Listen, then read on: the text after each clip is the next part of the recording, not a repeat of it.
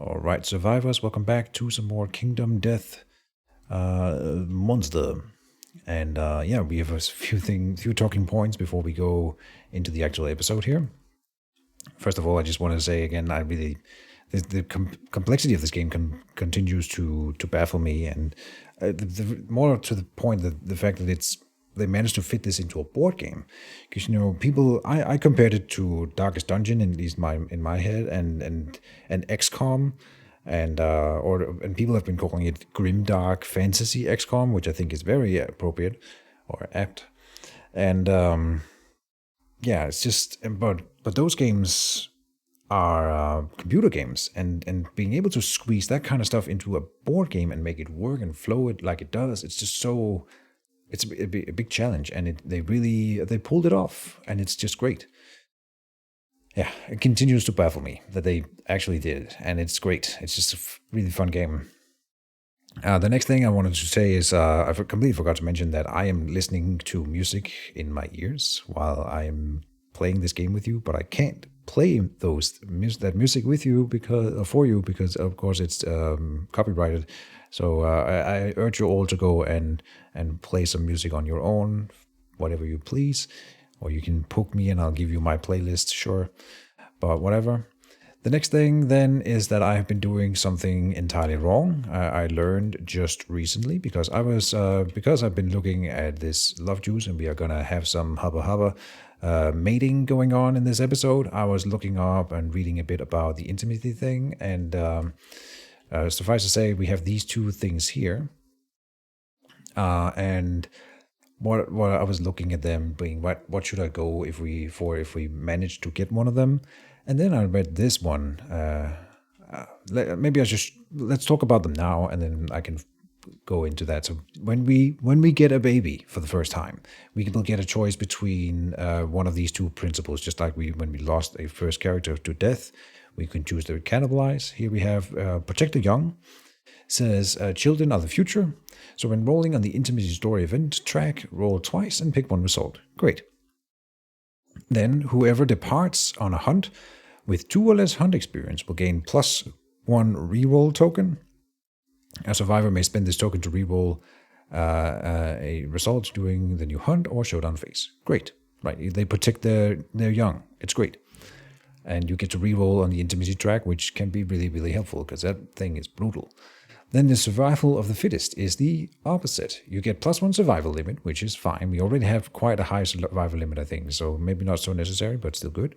When rolling on the intimacy story event, roll twice and pick the lowest result. So this can be quite dangerous. But then all current and newborn survivors gain +1 strength and +1 evasion, which is fantastic. Then it says once per lifetime, a survivor may reroll a single roll result. They must keep this new result, which sounds like something we already did, right? And I remembered in my brain then that the guy who taught me the game, called that the survival of the fittest reroll. And so something clicked, and I'm like, wait, does that mean that you don't start with the lifetime reroll? Like I've been using those lifetime rerolls, right? And we didn't have them, I think. So you would recall in episode 1, I keep Garville Logan from dying by reusing his lifetime reroll, but you don't get it before you have this one, and you don't get it at all if you get protect the young. So, yeah, and then I'm right about being wrong. We don't have a reroll yet. So I have decided that when we get the choice, we are gonna pick the survival of the fittest principle. It's also really cool. It's kind of like this Spartan way of doing it, like in Sparta, and so you don't get a lot of children, but then you get better children, sure. But we don't have it yet. We are maybe gonna get it this episode. Kind of sad because I didn't know. I don't know how many. Let's see. Has anyone here spent their lifetime reroll? No. Okay, so it probably was only Garville Logan. Probably also the other guy who died. I probably used it for him too, right? That was Garville Logan here used his, and never did Ned. Never used his reroll. All right. Whatever. Just a little thing to note. Anyway, So let's follow that up and just say, let's do the love juice. This one is a thing that we found. It's an organ, but consumable. During the settlement phase, you may archive this to intimacy. Nominated survivors must also be able to consume. So we will say delete that. Then we pick 2 survivors, and we will want to pick someone who is unimportant as possible, because I have learned that people can just die from that. So, of course, you can die in childbirth. Wendy Corduroy is one of our newer survivors then, and then I will pick Genos, who is a demon cyborg, but somehow he's able to cooperate with the red-haired girl, Wendy Corduroy. And so we will do those 2, or they will do each other, if you will, and then we will roll on the intimacy track over here. It says nominate 1 consenting male and 1 consenting female. I like that they put that little detail in. And roll on the intimacy table below. And we'll just go ahead and do it. Give us something good. 5. Okay. 5 isn't terrible. A new survivor is brought kicking and screaming into the world. The child's eyes are free of the ink that stained the founders' faces. The settlement gains +1 population. Great. Okay. And then it says over here, the first time your settlement gives birth to a new survivor, gain +1 population from intimacy, and the survivor ponders existence, principle, new life. As your settlement grows in size, don't forget to apply your... Yeah, right. Good. So then, like I said, we are going to go ahead and do that. We will delete the protect the young and then play the survival of the fittest. Survival limit goes up by 1. Good. And all current and newborn survivors gain +1 strength and evasion. So it buffs the whole settlement, which is kind of cool. It's evade and strength. So everyone is stronger. Thanks for making me fighter. Do. Evade. Evade. Strength, evade, and... where's the new survivor button? There. Boop. Strength, evade. And this, we have to choose male or female. Oh, I thought maybe that would be chosen for us, but I suppose not. Huh. That's actually kind of interesting. That we get to choose the sex of the child. Because in real life you don't get to do that. And I think it'll be more fun to leave it up to chance. So... It's kind of interesting that they didn't leave that up to chance. We are going to say low for female and high for male, because that's how it is in real life. Funny. Anyway, female. So that's kind of bad, because I have had some issues finding good names for females. Especially because I'm trying not to use the same pop culture reference in the twice. So like every character I found so far or made so far is from a different setting or whatever, different mythology. And so I have to go scrounging for female names that people will also maybe recognize, right? Oh, if the settlement has innovated hovel, a special child is born instead on 10. Ooh, and we did have hovel. On this day, everyone remembers the birth of a very special child. Birth of a savior. Ooh, so if you roll a 10, that would be nice. But now we will never get that with the survival of the fittest, right? Anyway, next thing on the list then is to start... Oh, I completely forgot. We're going through the list over here, and I skipped the milestones thing. Before we get to development, there's the milestones. And we did have a milestone that we needed to touch upon, and that is the Pepper Potts has 2 Hunt XP, and that is the first bordered box on the Hunt XP track, which means she reaches the first age thing. Age is then represented by this image here, which I don't know what this is supposed to be. I guess this is a baby, an adult, and then a senior. And then let's not dwell on it. Age. Your time in darkness changes you. Gain the benefits of the Hunt XP milestone you have reached. A survivor may only gain each milestone once. So weapon proficiency is the first one. You may now select a weapon type for weapon proficiency. If you wound a monster with a selected weapon type, you are now eligible to gain a proficiency level during the aftermath. So you can't gain actual weapon proficiency progress before you have chosen a weapon to proficiency in. And here's the list. And then you also get to roll 2d10 and gain a bonus. So let's do that first here. For Pepper Potts, she gains 12. Okay. And I believe that's the middle. This is the most likely one to roll, and it's just a random fighting art. So a lot of people will gain fighting arts on this level here. I believe this is the fighting arts. This is severe injuries. Let's not give her one of those. Fighting arts are these ones here. Pick one. No, that's not how it works. There. Shuffle. Then pick one. Then delete the pile. They always reset here. And I have found out that if I hold Alt and then press F, it's just going to flip it upside down. Good. She gains Defender. When a survivor adjacent to you is knocked down, you may spend 1 survival. If you do, they stand up and gain +1 survival from your words of encouragement. You cannot use this if you have a broken jaw. So you spend a survival, but then they gain a survival and they stand up. So that's kind of cool. Makes her pretty useful. All right. Huh. All right. And I mean, this is the set of characters that I have chosen for this adventure, by the way. We have Pepper Potts, Mr. Poopy Butthole, Gollum, and Sansa Stark. So all the highest trained characters I currently have. Yeah, so that's nice. All right. Next on the list then is to go and innovate. I have laid out everything that we are doing in the development phase here, number 7. And the first thing that we are going to do, all of this is dependent on what happens in the other things. So far, nothing has changed my mind, but who knows what the innovate here does. So we will delete if we read here, we can spend an endeavor, a bone, organ, and a hide to innovate. And we should always do it if we can.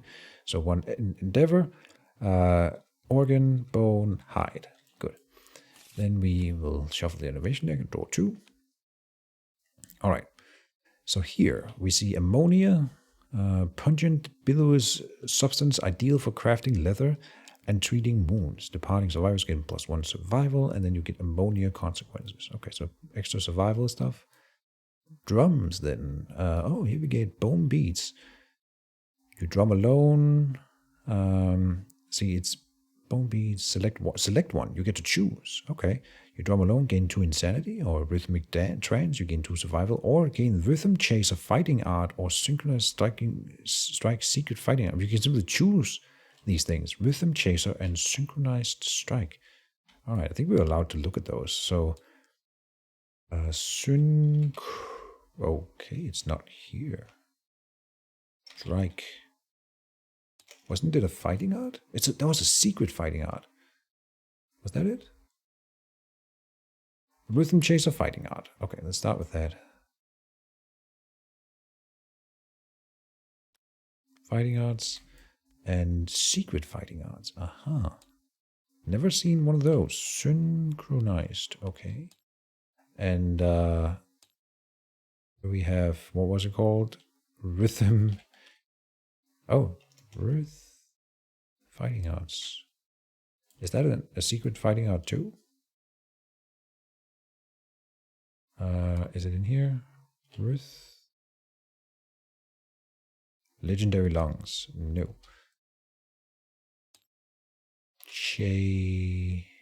Rhythm chaser. There you are. I can't spell rhythm apparently.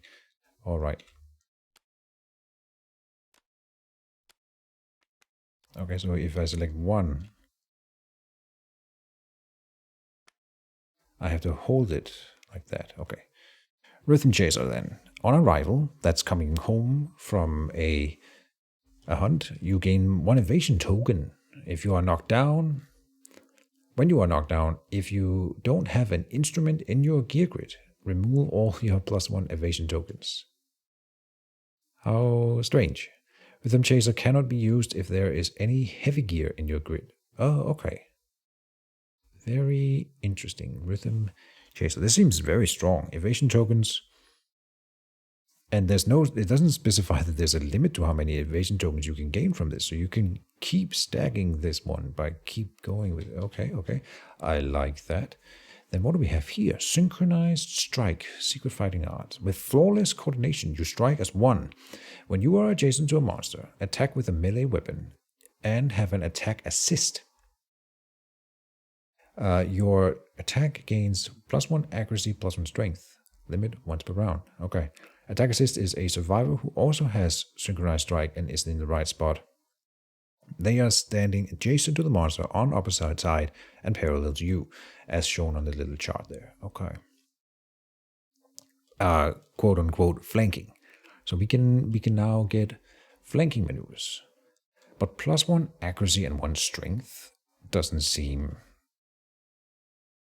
that great, and it's very specific. Like, I mean, if it was just 1 accuracy and strength permanent and period, then good. But it's not just that. Like, it's a little bit more than that. So, yeah, like with some conditions here, probably easy enough to attain. But we would need 2 characters who get it.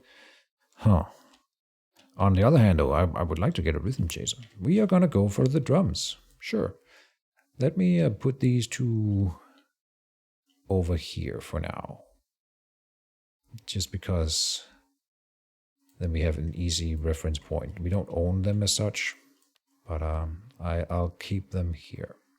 So we are going to innovate drums. Add drums consequences to the innovation deck. They are over here. Search drums. Boop. Drum consequences, yes.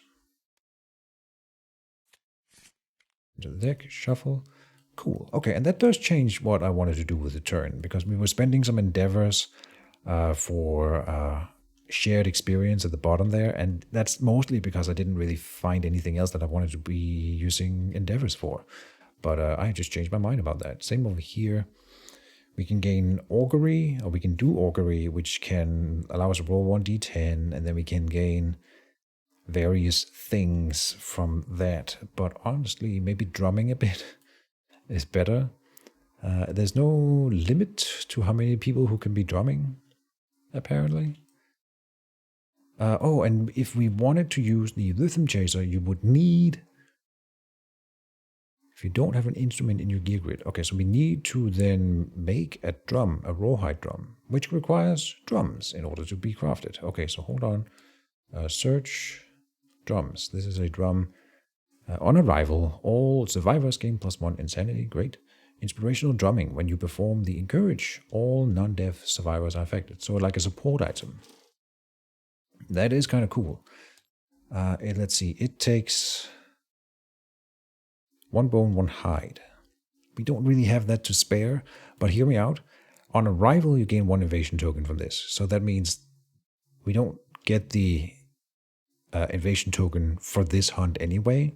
So coming back from that hunt, I will get an evasion token with whoever has the rhythm chaser, and then we will make a drum for them to maintain that evasion token going forward. That's going to be the plan.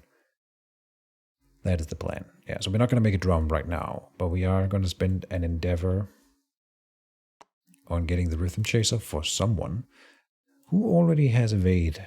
Oh, they all have evade, of course, because we are Spartans. Very cool. So someone who wants to be a dodgy motherfucker.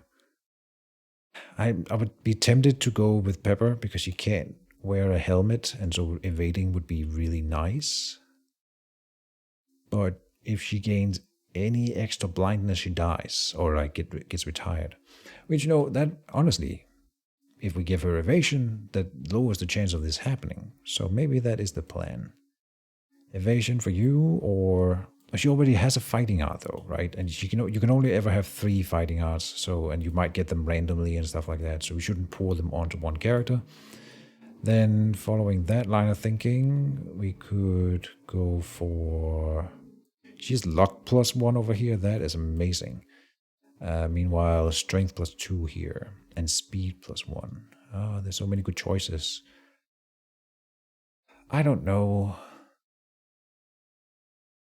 Revenge. When a survivor dies during the showdown, stuff the frenzy brain trauma. Okay. I think we are giving a rhythm chaser to Gollum.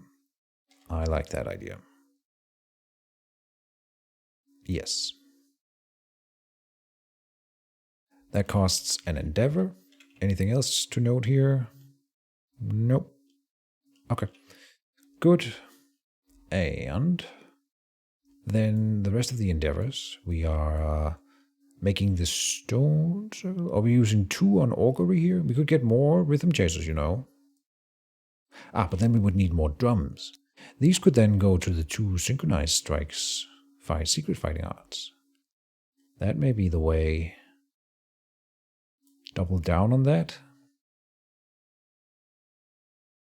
The thing about that is that means I need to spread out my characters. And we've just established that Pepper Potts needs to be standing next to people. So that kind of is anti-synergetic, at least for her. She wants to be standing next to people, not opposite them.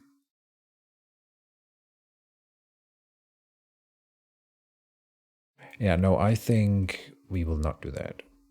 We will augury at least once. Let's augury. The survivor endeavors to glean the meaning of existence. Roll on the table, add +1 to your roll with salt if your understanding is 3 or higher. Do we have someone with understanding 3 or higher? Not even Mr. Poopy Butthole. Okay, but he's the one doing it because it can give him understanding. We've got other people with understanding, of course, here. Gollum.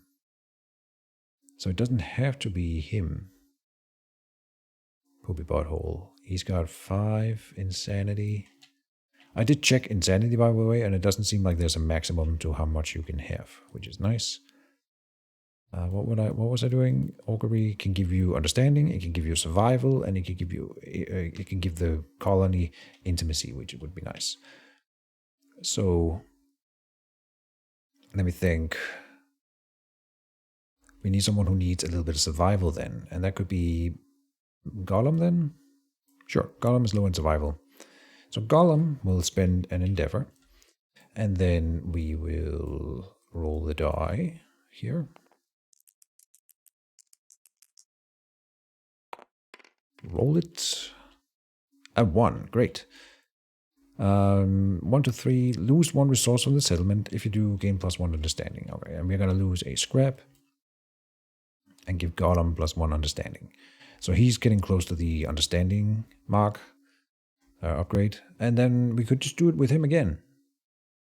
I have another scrap to pay. I don't know how important they are, but hitting the understanding threshold for him might be important. Maybe we give him insight here. There's different epiphanies. Oh, and that would give him Tinker, which is when you're a returning survivor, gain +1 endeavor to use the settlement. So we would gain more endeavors if I spend an endeavor, maybe, or a survival, or intimacy. And intimacy would be great. What else would I spend the endeavor on? More drumming, but no. I mean, you could be a rhythm chaser without carrying a drum, and you would still have the evasion token until you get knocked down.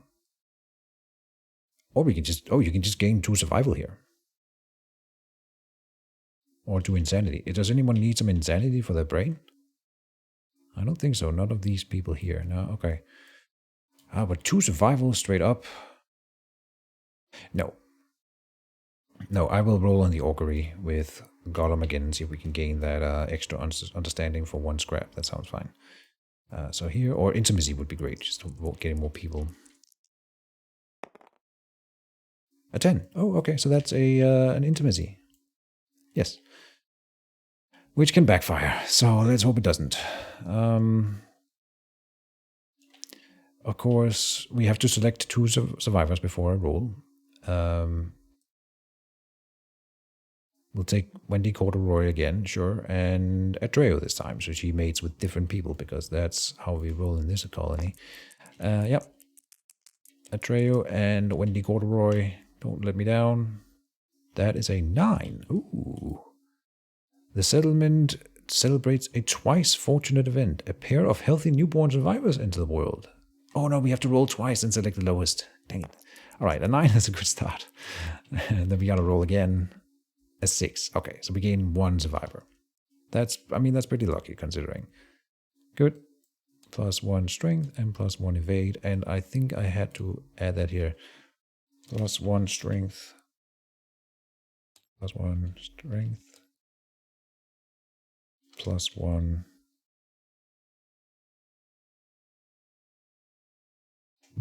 There. Good. Timeline, nothing new there. We gain an extra survival limit from the survival of the fittest, right? Okay, we're getting close here. So then the rest of the resources, I laid it out all of it up here. We are crafting a king spear from a lion claw and a cat bone in the catarium here. And the cat got bow, 1 sinew and 1 bone. So a lion claw and a sinew makes a cat got bow. Let me just run down those things. The weapons, we need to get more weapons done. We only have 3. The 4th one would be the final one we need, but we will be fighting with Fist and Tooth a little while still. But 2 dice, hits on 6s, and with 3 strength, which is quite nice. And then it has a reach 2, which can be good for various reasons. The only thing about the spear that is kind of a downside, well, it's two-handed. That's one thing, and of course, and then reach 2 is nice. But you know how we get bonuses for standing in the blind spot, and then you have to be in range 1. And so you can still do that with the spear, but that's kind of anti-synergetic, and you want to try to use the reach. It's just something to think about. You can't be in the blind spot at range 2. Then the bow has 2 dice, hits on 7, so 1 more, but still good, and 3 strength. It has range 6, so that's kind of cool, but cumbersome means that you have to spend both your movement and your main action to shoot with the bow, making it, that's kind of tricky. You know, I don't really know how we're going to make that work out, but yeah, that's, I think having a bow is very necessary. I've experienced one time, there's some ways where you can gain like high ground because of some terrain, and then not having a ranged weapon to take advantage of that is, of course, silly. And in general, it's just nice being able to attack from further away. The monsters tend to retaliate in close quarters, and now that I'm thinking about it, the King Spear will also work against that. I mean, just being able to poke at range 2, and if they do that, the counter attack thing, he will turn towards you and not be able to hit you because he's out of range. So this is much better than I thought it was. And then we are forging a full leather set. We already have a helmet, right? And then I promised to talk about set pieces, set armors. So I have laid out the 6 set armors that are realistic for us to get in a reasonable amount of time. The easiest one is to get is the Rawhide Armor, of course. You need a Rawhide Armor. You can see the symbols on the left there. One of each of the 5, and then you get +1 armor to all hit locations. Yes, that's great. That's so good. And then when you perform a survival action, roll 1 die. On a 6+, gain a new survival. So you have a 50% chance of not spending a survival to do a survival action. Perfect. So good. So then the other ones, I mean, the White Lion Armor, I really want to forge this one. 2 to all hit locations, and then you get your weapons are claws. So if you're using daggers or katars, you would gain extra speed and strength. By contrast, then the Screaming Armor is actually also fairly easy to do, or as easy as the White Lion Armor. And this is for the Screaming Antelope that we unlocked in the previous episode. Also 2 to all hit locations. And then if you slam, which is a thing that we can learn, you can spend an action to move 1 space and activate the melee weapon with 2 strength. If you wound with a spear, so this is a spear-focused ability, apply that wound roll to the next selected hit location. And I really want this armor here, honestly. Then leather armor says you ignore bash. Leather is a little bit tricky to come by, but it's cool. I really want to forge a brawler armor. This one's, first of all, super dope to look at, but it also it's a combo armor for various combo set from various things, and we already have a skull helm. And we could fairly easily do the white lion gauntlets or the lion skin cloak, and then Phoenix Force and Phoenix Grease. I've never fought the Phoenix, so that's a little bit further in the future. And then Dancer Armor. There are some things here that are easy to get, some things that are not. Like again, we have the Phoenix Helm, but they are really cool, these two. So something to look forward to in the future. Right now, we are getting the Rawhide Armor set already, because we have forged a full set of Rawhide Armor. And then we gotta look at not only who we want to protect, but also who uses survival actions a lot. Right, and we have one guy... No, this lady can spend her own survival. This is not a survival action, I think. This is not a survival action, the thing that she's doing. Right. So that doesn't help her. The other thing to think about then is how much survival do they currently have, and also who do we need to protect. I was thinking about giving it to Gollum. Yeah, we also want to protect his new rhythm chaser thing here, so then he's not going to wear the skull helmet, but all the other leather pieces. Rawhide pants for this Joker, lion tail for the rawhide boost, monster hide, curious hand here. Boop, boop, boop. Give all of that to Mr. Gollum. And we do have to line them up in specific ways. I have not talked about this at all yet. There's a lot of talking this episode. But here, we have affixes. And affixes are cool. You have to... Like, it doesn't really matter what armor equipment is set on your little track here, the grid, except when you have affixes. Like, we could normally have the skull helmet would be down here. It doesn't matter. But if you want the affixes things to work, then you need to line them up so that they match in colors. And here we have an example, the Rawhide headband. If you're meeting all the affixes on this card here specifically, then you gain this ability, which is use your action to reveal the top two cards, place them in the back of the AI deck, place them back on the deck in any order. The Rawhide West by comparison is much stronger. If you both meet the blue and the red affix on the card, and we do, then you gain +1 evasion. And then he gains 1 extra to all hit location from this card, and he can't have the cloth armor on the waist. We'll put that up here. So there. Good stuff. And then we would want to give him a weapon. I think we would give him... Maybe he fights with tooth and nail for now. And give the spear to Mr. Poopy Butthole. And the bow to Sansa Stark. Oh, really? Huh. No, we'll give the bow to Mr. Poopy Butthole and the spear to Pepper Potts. She wants to get in range or in melees because other people will be in melee and then she can use her defender thing.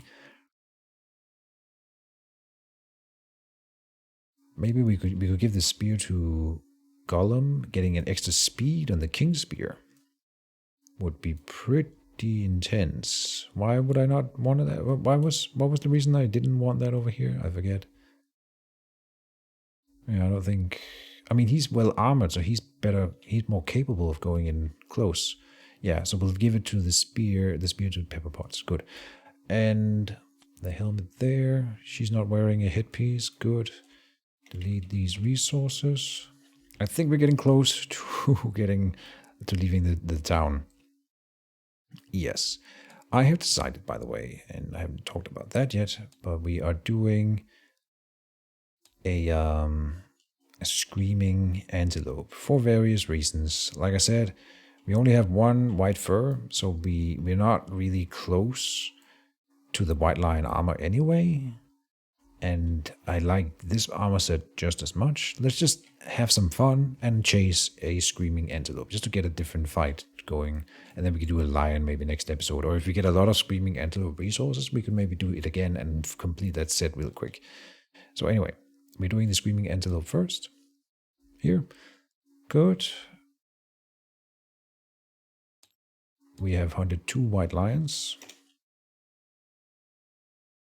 I looked up the Gorm, by the way, just briefly, just to see how we get rid of this Gorm climate. Oh, I didn't add that here. The Gorm climate. And we have to get some innovations going before we can get rid of the Gorm climate anyway. And it seems like a tougher fight. So we're not doing that yet. Anyway, so then we are now departing. And when we are departing, we gain +1 survival to all departing survivors. So +1, +1, +1, +1. And then some of them, I think that would be specifically Gollum here, has the boots, +1 survival on departing, and the gloves 2. So he goes all the way up to the 4, which is our max. Perfect. Almost as if I planned it. I didn't, but whatever. Yeah. I like where we are at. So then we are gonna go and say hunt a screaming antelope level 1. Begin hunt. Good. Nothing to read specifically for that. We will say 3 to 1. There. You are the hunt initiator, Gollum, sure. The hunt, the event revealer, I think it's called. So we go over here, and we have teething. The screaming antelope hunt event. The survivors find a trail of large, rotting teeth littering the ground. Oh, I haven't even talked about the screaming antelope. I don't know if we can see it here. Yeah, we can kind of see it. The screaming antelope, that sounds not so horrifying. It's just an antelope, right? No. Its entire stomach is a mouth that constantly screams. There you go. Teethed. Very teethed mouth. So that's why we have this teething thing. In case you were wondering why we're hunting just a normal antelope. All right. Each survivor may scavenge. Nice. Roll 1d10 on the table. It's a may, so let's read what we get. If you roll a 1, you cut yourself, suffer 1 event damage to the arm's hit location. Not that bad. And if 2 to 6, nothing. But if you roll 7 to 10, you gain 1 large, flat tooth, screaming antelope resource. Yes. All right. So, I mean, I don't think there's any discussion here. Everyone will be rolling. We have white, red, green, and blue. Sure. Everyone is rolling. There's a 1 for red, so that's a damage to the arm location. Yikes. Poor Pepper Potts. Okay. Other than that, we got 1, 2 large tooth. Flat resource. Yeah, okay. That would be in here.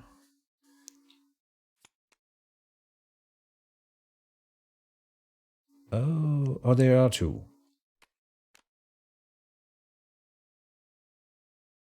All right, so they will go to. It doesn't really matter where we put them, but let's just see here for blue and white. Getting 1. So blue and white. And I'm pretty sure that is limited by the deck, so we can't find more large teeth in this hunt and showdown, as far as I'm aware. All right. Anything else? If no one scavenges, then roll random hunt event. And I think I should have rolled them 1 at a time then, right? Because if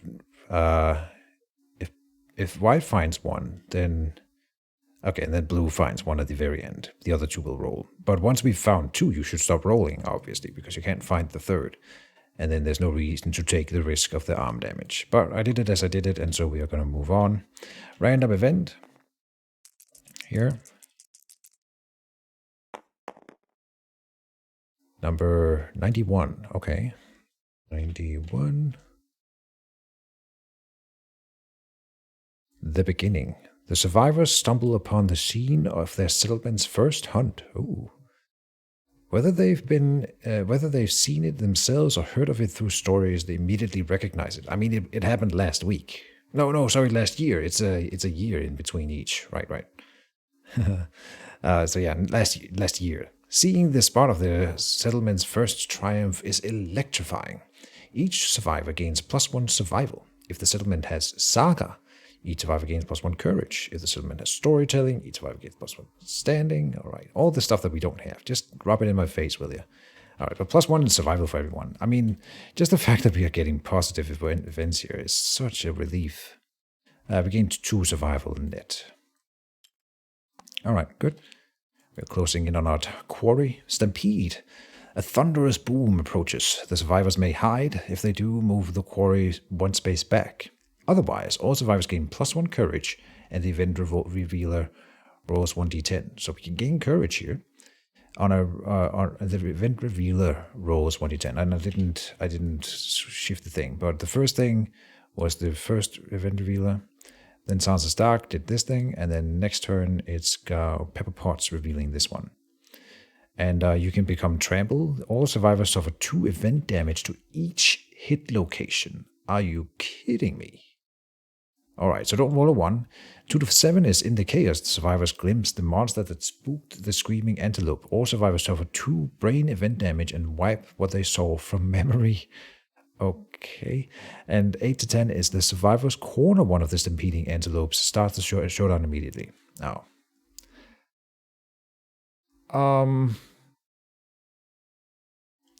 Just the chance of rolling a 1 here, and it's only 30% chance of something positive. We could suffer 2 brain damage to each character and we would survive because everyone has insanely high brain right now, but I don't think that the reward... Oh, we would gain 1 courage, which is the reward for staying, which we gain regardless, but no. We are gonna hide and then move the quarry 1 space back, so here. Then we move on. It is now Mr. Poopy Butthole. And random event. So we will see what happens. 84. Scribe's Book. A huge, ornately bound book lays open before the survivors. If the settlement has pictographs, any survivor with 3+ courage may write their name in the book. Okay. Insane survivors with 3+ courage must write. Okay, but we don't have 3+ courage as far as I'm aware. Let me just check. No. It's not an easy thing to get. All right, next is each survivor who writes the name in the book rolls 1d10 and adds the understanding. If no one writes, roll again on the hunt event table before moving on to the hunt. Okay. So, yeah, because we couldn't do anything with the book, something else happens. 80, okay, must be the same page. 86. Putrid tunnel sounds ominous. The survivors smell it long before they see it. Eesh, like my farts. A series of cave mouths that emit noxious odors. Each survivor rolls 1d10. On a 9+, they enter one of the tunnels and discover a wretched group of deceased survivors living in filth. All survivors who enter the cave catch their foul, rotting disease. They have leprosy. Reduce all damage suffered by 1 to a minimum of 1. What? They have reduce all damage suffered by 1 to a minimum of 1. Suffer -2 to severe injury rolls. Record this impairment. How is that an impairment? Reduce all damage suffered by 1 to a minimum of 1. Suffer -2 to severe injury rolls. Oh, I see. But you reduce damage taken, but then you're much more likely to take injuries. Interesting. Okay, so I mean, not much else to do other than give it a go. Don't roll +9. No one gained leprosy. I was thinking maybe for a second that we would gain a survivor since a wretched group of deceased survivors living in filth, but we don't gain any of them anyway. So no one got leprosy, and all is well. And then the final thing is that Gollum finds the screaming antelope, and that ends the hunt. Clean up hunt. And then we will start a showdown. The screaming antelope, level 1.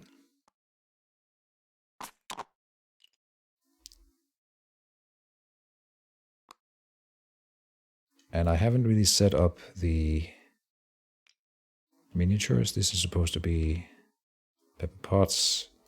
Mr. Poopy Butthole is this one here. Sansa Stark.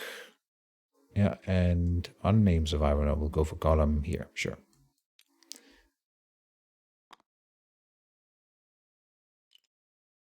And so this one is kind of cool, this fight, or very different at least. We have it up here. Look at it here. The screaming antelope. Very dope. There was once a fearsome monster that was trained by the hand to be a steed for the goblin. Who are those people? We'll learn later, I'm sure. However, upon smelling its new master, the monster's mind shattered, and it ran into the unknown, foaming at the mouth and the biting noses of the stone-faced floor. All right, so let's go run down the Antelope here. Instinct is grace. The monster full moves to the closest acanthus plant and ends its turn. If the monster is on or adjacent to an acanthus plant, archive the terrain and heal one wound. So he like graces. Yeah. If there are no acanthus plants on the showdown board, instead full move forward in a straight line. And then heal one would just heal him. And he has trample. Someone slammed a door. Okay. Trample over here is when a monster collides with a survivor, they suffer damage equal to the monster's level to a random hit location. So he can damage us just by moving through us, which is why this grace thing can be kind of dangerous if there are no acanthus plants. And then the setup is over here. And we can deploy along any of the edges, and then the acanthus plants in the middle here, he will just sit there and eat that shit.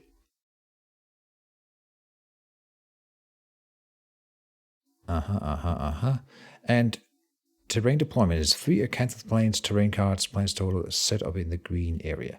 And this one took me a while the first time I did it. Because it said set up at least 6 spaces away from other acanthus plants. And that's impossible. If you look at this setup here, there's no way to put 6 of them, all of them 6 spaces away from each other inside this.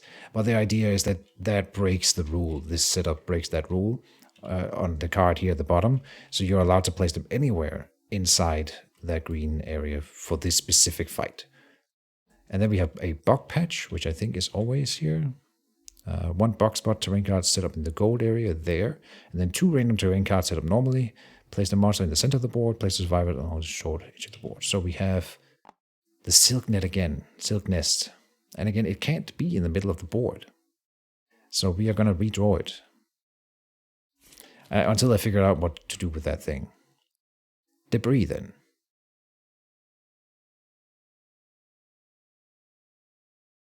Search for the debris. I might have to go onto the Reddit. Oh, we don't want to be blindfolded. Debris. Good. Set up adjacent to any board edge. Okay. 1d10 to scavenge. If carrying a scavenger kit, add +3 to the assault. And you can be knocked down by it. But other than that, it seems like it's a... Oh, we can gain a bone blade and a scrap sword. Ooh. Nice. Okay. Yeah. So who didn't have a weapon? That would be Gollum. So we can deploy him right next to it and gain and scavenge that in the first turn. Why wouldn't we? And then survivor corpse has to be set up 6 spaces from all other terrain. So we are allowed to put it like right there. Okay. And that can give us various stuff, mostly insanity. Good. And who has the lowest insanity right now?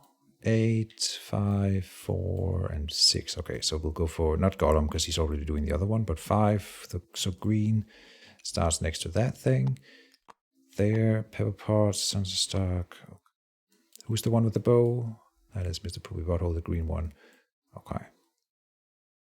1, 2, 3, 4, 5, 6. So the survivor corpse is allowed to be here. 1, 2, 3, 4, 5, 6. Yeah. All right. Good.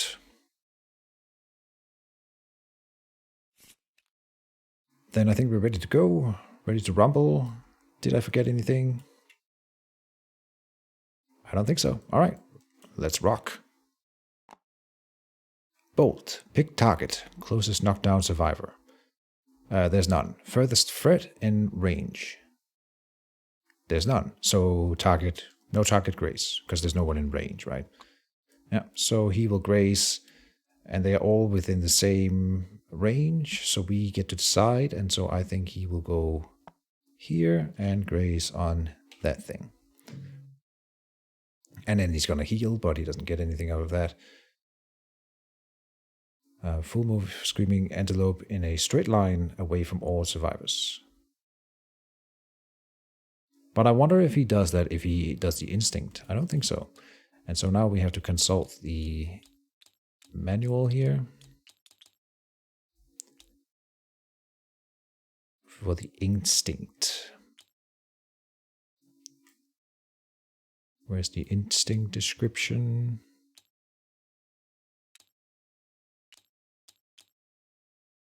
That must be in here. The sniff. White line attacks, damage survivor, end of mod's turn.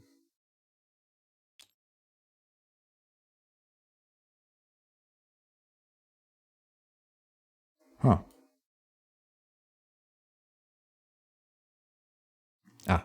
If no target can be met, the final item on the list is no target sniff. The white line will fall back. Yeah, if it sniffs, its turn will end, and that's going to be the same for the graze, most likely. So it grazes, and then it's not going to do the full move thing at the bottom. All right, discard that, and then it's us. So it didn't do anything, and then now we are going to spend a turn sort of setting up and not fighting it. We will have Gollum roll, and we will want to do this little thing here again. Gollum is going to roll on the debris. We can also pick up the acanthus plants, by the way. And the bug patch thing can also give us stuff. 2 acanthus plants. If you have a sickle, roll 2d10 instead of the normal one. Okay. And we can get a fresh acanthus strange resource. Or 1 survival, but we can also suffer some damage. It's not like really useful for us to pick this up, but it's also nice to deny the healing for the antelope. Anyway, we're rolling on the debris. It's just 1d10, right? 1d10, yeah. A 3 seems bad. You find nothing. But we don't archive the terrain then. Oh.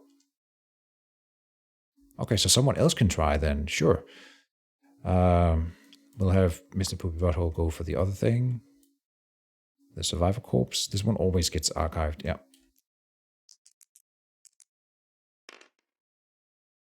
4. Gain 2 insanity and 1 random basic resource. Sure.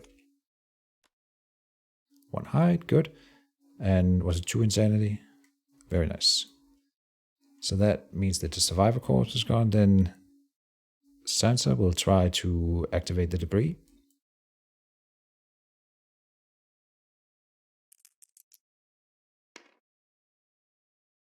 Four, which oh no, yeah, here you find useful remains. Gain 1 random basic resource. Okay, pretty low, but whatever. Resources are resources.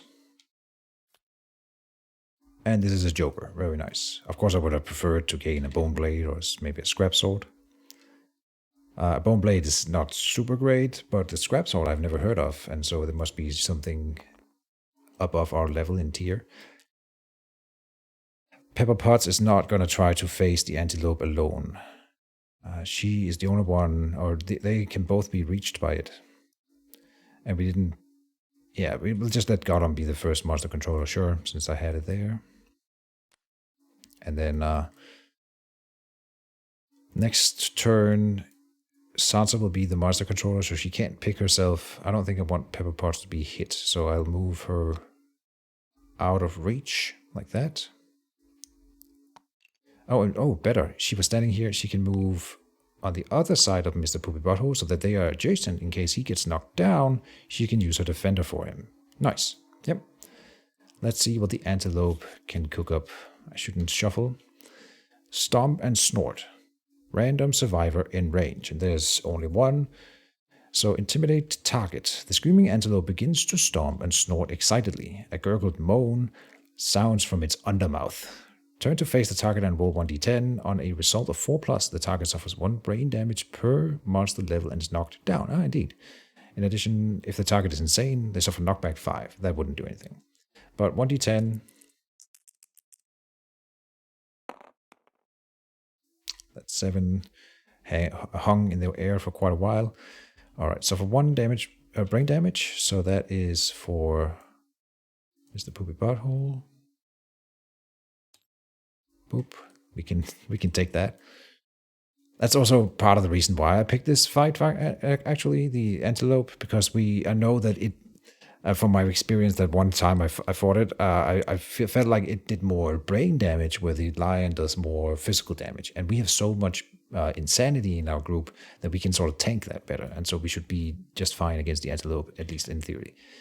We are also knocked down, but then... then they gain 1 survival.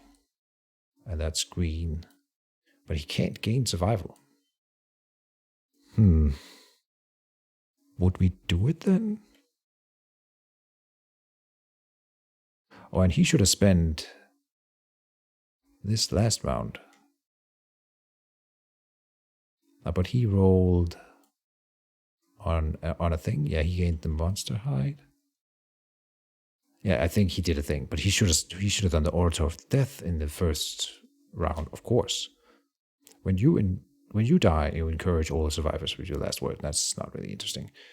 Okay, I'm just looking for...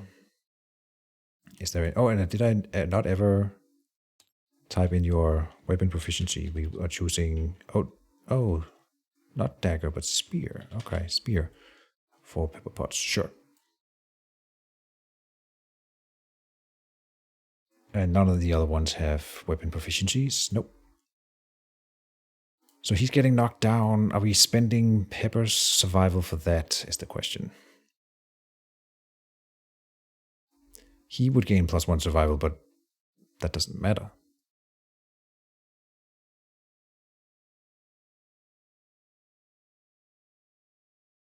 So then I think, no.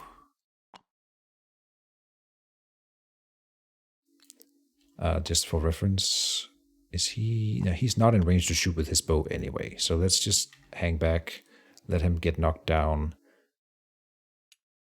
We can't really reach it this upcoming turn.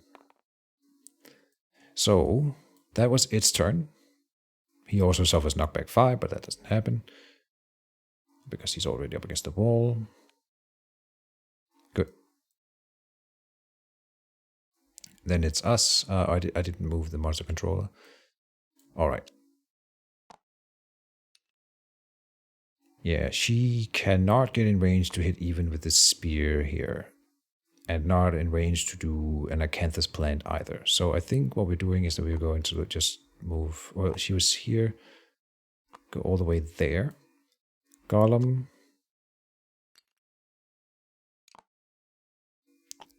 Yeah, something like this. Just sort of home in on it. And be ready for... we want a little bit more down this way so that Poopy Butthole is in range with his bow after the fact. So maybe here. Good. Then it's next turn. I shouldn't shuffle the deck. It's just a bad habit. It doesn't matter right now, but later on it might. Run down. Full move in the direction the monster is facing and turn to face closer survivor. So good thing that I placed myself like I did out of range. So that's the first thing that happens. That will happen no matter what. Turn to face the closer survivor. That would be Mr. Poopy Butthole. Pick target. Knock down survivor in range 12. Well, there's one. That's not good. Oh boy, no, that's bad. So I should have gotten him back up then. Damn. Yeah, closest survivor in range 12. He's right there. Okay, move twice and attack target, but he doesn't need to move. So then, if the target is knocked down, this attack gains plus 3 speed. So 4 dice total. Hitting on 2s. I think it's hitting on 3s when you are knocked down. Let me double. All right, and no, that is incorrect. If it's kind of a weird rule, but whenever the monster is knocked down, you always hit on 3+, regardless of what accuracy you might have. So you would maybe even be penalized by it if you have enough accuracy. I think it's hard to achieve, but in theory. But it doesn't work for the survivors in the same way. So it hits on 2s. There's 1, great, so 3 hits. He cannot dodge because he's lying down. Don't die. 1 damage to each of these locations on Mr. Poopy Butthole. So that is for the head, body, and the waist. Okay, we were pretty lucky with that. That could have gone really bad. That is the end of the Antelope's turn. Yes. All right. We have to stand Poopy Butthole back up. And now we gotta think about maybe even running away with him or something so that it doesn't chase him and kill him. But we'll move someone else first. Let's see. Probably the spear is a nice opening weapon here. It's also weird with these acanthus plants. I could go and remove them first so that it doesn't heal when it grazes. But what do you do, right? It's kind of tricky. Golem, center stock with daggers and no weapon here. And then her thing is when they are knocked down. I will go with Golem. And go here. And say 3 dice because you have +1 speed, using tooth and nail, as always. Hoping for those crits. Oh, that's a nice roll. Fist and tooth hitting on 8s normally, but then 7 from the back. So as long as we don't draw a trap, this is going to be good. This one I haven't shoveled yet, so here we go. That's not a trap. It looked like a trap card to me because it's darker, but it's because we're fighting a different creature. No trap cards. Good. We are wounding on 6s and critting on 9s. So wound will penalize us here. No, this is good. If you're hit with a club or shield, this is also a good thing. And failure over here is bad for us. Oh, if you are attacking with a weapon, so no. Yeah, okay, so we will not be penalized on any of them. So then we're looking for other things. Anything that matters in the order of resolution here? No. And no. So it doesn't matter which order we do them in. Then we just do, yeah, left to right. Same as the cards. Wounding on 6s. So wound here, your attack disables the monster's powerful running muscles. The screaming antelope suffers -1 movement token. That is pretty important for this thing. I think the antelope moves around like a lot. So reducing that guy's movement is going to be really nice here. It also means we can kite it better with the bow from Mr. Poopy Butthole now. And this is 2 wounds we're hitting. So good. And then discard these 3. Good start. Not considering that Mr. Poopy Butthole has been banged up pretty badly. Everything else is nice. Then I'm gonna go all in. I think we are showing already that this works out just fine. She came from about here. I want Pepper Potts to sit. Let me think about that. She was standing here. Here then. I think putting her there is kind of bad because if it turns around and then charges, she would also be hit. But she couldn't hit it with reach from here. 1, 2, right? I'm sure that allows then theoretical diagonal movement, even though it's not really. It's 2 orthogonal or cardinal movement or whatever you want to call it. So let's do that. And then say that's over here. Battle UI. Pepper Potts with the King Spear. 3 dice. She has +1 speed. Huh. I forget what that's from. But it's there. Sorry, I needed to cough. Okay, I am gonna trust my own setup here and go with it, but I don't remember where she got that speed. I'm sure everything about that is fine. So, with the King's Spear, she hits on 7s. Yes. And there's only one, so one card is drawn. Restless Chest, wound. Turn the Screaming Antelope to face the attacker. Oh, that's if we wound. Okay, so 3. And Spear is on 4s. That's quite nice, but not enough. So she is not wounding it. Let's see. Blue and red has moved. So then we move in white. Into the blind spot. She's got the dagger, which gives her that extra speed. Bone dagger here. 3, hitting on 7s. 9 and 9. Nice. So 2 hits. Failure is punishing us here. You gain +1 insanity, but you lose your composure and you need to spend an action to come get it back. And then a reflex here. Oh no, that's gonna run it into Mr. Poopy Butthole. Damn it. Oh, I should have attacked with him maybe and then run away with him first to get him out of reach of this kind of stuff. Okay, we're doing the tiny hands over here first. Restless tiny hands. It has little... Can we see that here? Oh. There's something about it having little hands, but that may have been a custom model that I saw somewhere. Never mind. Okay. So...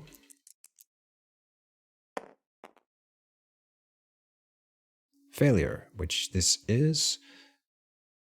Yep. Okay. Well, failure. Grasping. Tiny hands make rude gestures at you. I think on the Antelope. It does have like little tiny hands somewhere. Startled. You gain +1 insanity and lose your composure. I'll put this card on her or down here to remind myself. +1 insanity. Okay, so you gain a little beat bonus, but now she needs to spend her next turn doing that. And then let's hope we don't, or we have to crit wound in order to not trigger that reflex. Oh my god, poor Mr. Puppy Bottle there. And we did not crit, and we didn't wound either. No. Okay. Turn the monster to face away from the attacker. It already did. Full move forward in a straight line. That's gonna knock him back. 5 spaces. And then when this is actually described in the rulebook, when you have knockback in this kind of scenario, they will always be knocked back in this direction here. So 1, 2, 3, 5. Yeah. There, and since that is a collision, they suffer a damage to a random hit location. That is for Mr. Poopy Butthole here in the chest, and that I believe is enough to knock him down, which is rough because now he doesn't get his action. But I'm gonna go back on that and say we are using Sansa Stark's Encourage immediately to make him stand back up. And then it's his turn, because Sansa has moved. And I am going to make him run, and then do an Orator of Death. Once per showdown, may spend lightning, that's the action, to have all non-death survivors gain 2 insanity. And that, I think, includes himself, right? Because it doesn't say it doesn't. So that's what he's doing. We'll put a green marker on top of this one to mark that it has been used. And then 2 insanity, up to 10, 8, 6, and 9. Pretty intense. We are pretty crazy in this settlement, at least these 4 guys are. Alright, and that would be the green action. And then he's moving towards the bog patch here to just collect that and mind his own little business while the other guys fight the Antelope, because he is banged up. Alright, so next turn. Then an Antelope card. Chowdown. If there are no Acanthus plants on the showdown board, discard Showdown and perform basic action. No. Full move the Screaming Antelope to the closest Acanthus plant, which it can do. It's gonna go through here. And I am going to pause and double check if moving through like this counts as a collision. All right, and I learned something here. First of all, whenever you suffer collision, you get knocked down. So, boop. And yes, if the monster moves through a survivor space, they suffer quote-unquote collision. If the monster ends their turn on a survivor, they suffer collision and then knockback. So this is just a collision, which both is a knockback, but then also a trample. So we have Gollum receiving a hit in hands, like he can tank it though. And then for Sansa, in hands, okay. Or arms, good. That was that thing. Then if the monster ends its movement on or adjacent to an Acanthus plant, it consumes it. Archive the terrain and perform heal 1d5. Yep. I've seen this card before. So this is also part of the reason why you want to maybe get rid of all the Acanthus plants first. And then I believe place the showdown on the top of the monster deck instead of discarding it. Yep. So it keeps feeding, but it'll eat this one and then heal 1d5. That's this die divided by 2. So that's enough to fully heal. These go at the bottom of the deck. So like this. And we are now back to square one. And they knocked us down over here, so this is terrible.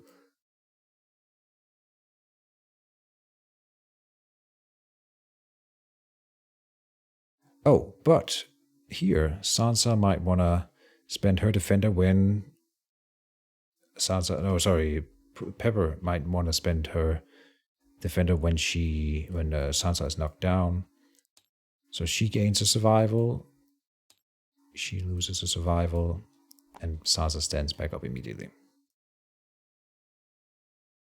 Very cool. Gotta remember all the bonuses. So then it's us. And he's gonna keep eating. What I could do then is to skip my turn for 5 turns or 4 turns, and then we would be rid of the Acanthus plants. But of course we are gonna try to pick up some of the Acanthus plants ourselves. That's much better. So bug patch over here. Or we can also just try to wound it, and then that thing would be discarded, of course.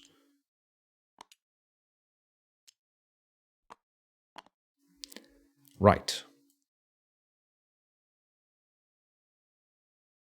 That is an interesting idea. I can shoot at it from here with Poopy Butthole. If we just land 1 wound, then that thing will go away. But honestly, I want to pick up these Acanthus plants too. We can gain a fresh Acanthus plant or survival.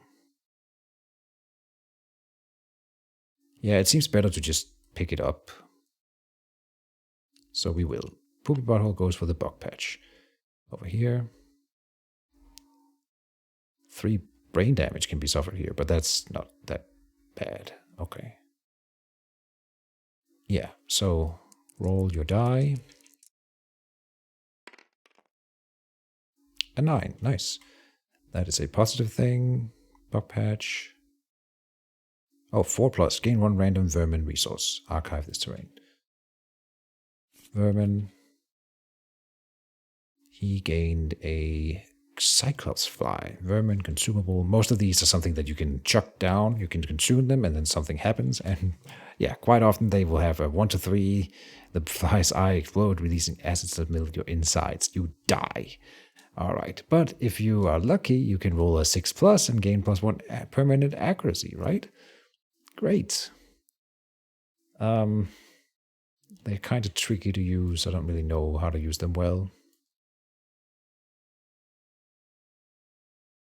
Like you could use your reroll on it. Your lifetime reroll. But that seems kind of expensive. Anyway, Gollum is knocked down. Pepper will go for this Acanthus terrain here.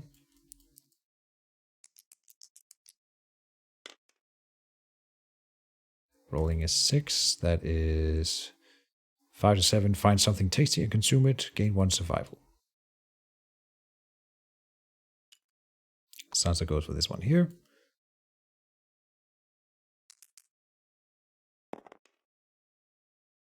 Almost landed on that 10. But an 8 is also a fresh acanthus plant. That is a strange resource. Fresh acanthus. And there's 4 in the deck, so we can gain more. This one says archive this to fully heal 1 hit location, including injury levels and armor points. Okay, that's really good. Damn, nice. I didn't even remember that. Nice. And then Golem. Oh, he doesn't stand up yet. We did our actions with all the other dudes, and then it's next turn. We know what the Antelope will do. It's going to move over here. Yep, heal, and it can't heal anymore. Then put that back on top. All right, now there's 1 acanthus remaining. Can't shoot it from here. So if I pick this one up, he is going to do something else. And then that's going to count as a hit point too. But if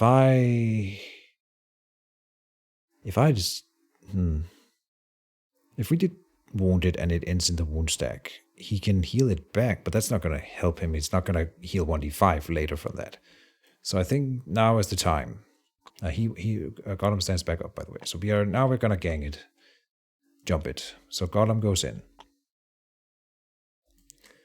He is our bravest warrior.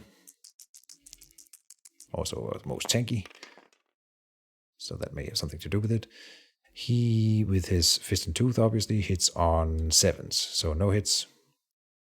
And then we could let it eat the acanthus plant now that we've completely wasted his turn. There's no point in attacking it anymore right now. We can set up. We know exactly where it's going to be next turn. I think we're just going to do that. We're going to pass the rest of the turns. No one can do anything with their turns, like anything specific. So then it's going to be the Antelope next turn. It does the thing. Yep, moving over here. Eating the acanthus. Putting this back on top. But now cannot gain anything else out of it. So it's still going to count as a hit point in his deck though, right? So we got to get rid of it. I think we open with Golem again.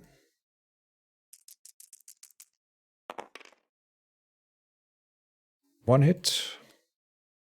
Restless Shoulder. All right. Let's just roll it. 4 is not a wound, so nothing happens. Okay. We can get to the blind spot again. We can shoot at it from out here, which is nice. She can get there, but then she can't. Then Sansa can't run around. I think we should do the safe play with the bow. Oh, he's the only one in facing currently? There's something to note. That may be bad. I don't want him to be attacked again. I think we'll shoot with him right now, see what happens. Let's just see the bow here. Catgut bow, 2 dice, hitting on 7s, nothing. Okay, so far bad luck. Still the only one facing. I think Sansa goes here. Oh no. Well, okay, so that turn where I did nothing, I would obviously have gotten rid of the Restless Titan hands. That's not relevant anymore. Good. Bone Dagger from the back is hitting on 6s, so there's a hit. Restless Shank. All right. Oh. It has like a back kick like a horse if it gets wounded here. 3 damage to a random hit location.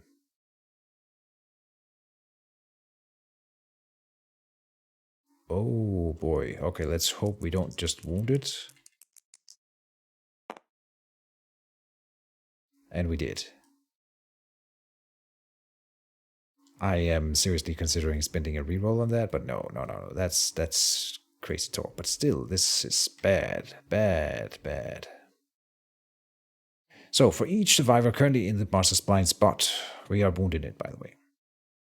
On a result of 3+, they are brutally back-kicked and suffer 3 damage to a random hit location and knocked back 5. The 3 damage. Okay, so maybe we don't want to be in its blind spot. That's what. Here's for the reroll. Or for the kick. Yeah, okay. And then not for the reroll, for the kick. They both get back-kicked and knocked back 5. So here's for Golem.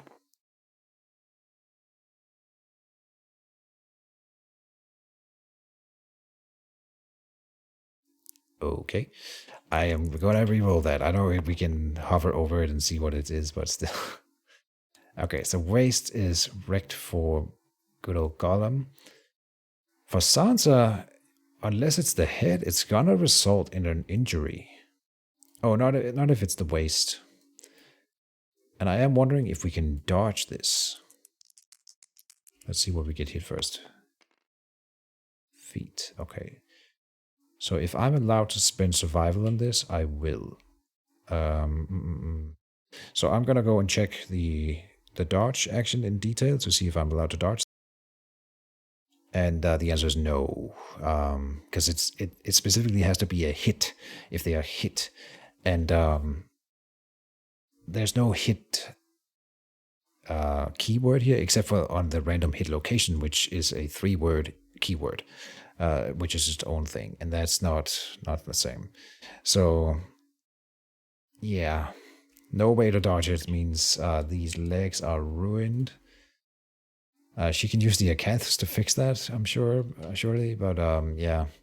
Until such time as she has an action to do that with, we are gonna have to roll here. That's a 2, and that is a blood geyser. Blood shoots from your femoral artery in an alarming range, killing you in seconds. Alright. Note to self, never ever stand in the Antelope's blind spot. Unless you have heavy armor or something. So we are using the lifetime reroll to reroll that. Give it a good shake this time. Don't do it. 10. Lost balance. The blow sends you sprawling and you are knocked down. Okay. Not a positive thing, but much better than dying. That was the lifetime reroll spent on that. Okay. Yeah. Then Sansa... Pepper Potts. I keep mixing them up, whatever. But Pepper Potts will be positioning herself here so that she is in facing of the Screaming Antelope and closer than Poopy Butthole, so that he doesn't get attacked here. And then she is attacking with a spear. Man, we've been pretty unlucky this fight. All things considered now. I know I said the opposite earlier. With King Spear, you hit on 7, so there's 1 hit. And here's the trap. The Screaming Antelope panics, its undermouth unleashing an inhuman wail. It bucks wildly and leaps into the air. The attacker is doomed. All survivors adjacent to the monster suffer 2 brain damage per monster level, knockback, and are knocked down. Yeah, and that can't happen. There's no one adjacent to the monster, which is the benefit of the spear. The monster lands on its belly and begins to slide on its teeth. Turn the monster directly away from the attacker and full move forward in a straight line. On collision, non-death survivors gain 1 random disorder in addition to normal collision rules. Okay. So I think I can choose here. Since it's, I mean, we are directly away, could be either this way or that way. Yeah. So I'm going to choose this direction. Here, because full mute means it stops right in front of them, and that's kind of nice. So then they can fight from there. Okay. Intense fight already. And that is the trap, so then the deck gets shuffled. Good. Now it is our turn. We will open with Golem acting.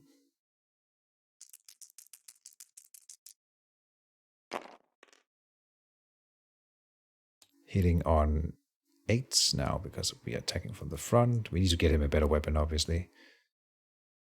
But I'm still hoping for those lucky crits. We have not critted a single time yet, so But we did then. I just had to call it out. If you hit with club or shield, you gain bonuses here, but no. Critical wound, persistent injury, crushed knee. The screaming antelope's balance is ruined. When the monster starts its movement, roll 1d10. On a result of 1, the screaming antelope is knocked down. That's great. Alright, and it's a wound, so there. Nice. And that was his first action, so then he can move like to the side or something up here. Then he will spend a survival to get Sansa up. She will attack.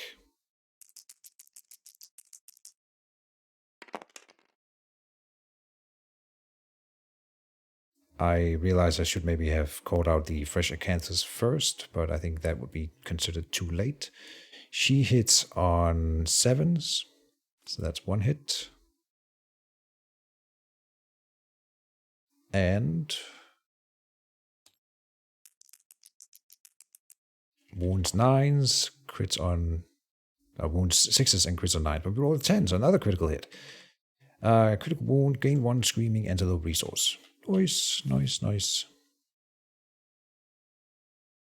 Look at her hauling it in. A bladder. Fun. Smells like urine. Okay. Persistent injury. Crushed crown. Blood pours from the ruined crown. Affects some AI cards. Cool. And then she's gonna move over here. Far away. Pepperpot comes in with a spear.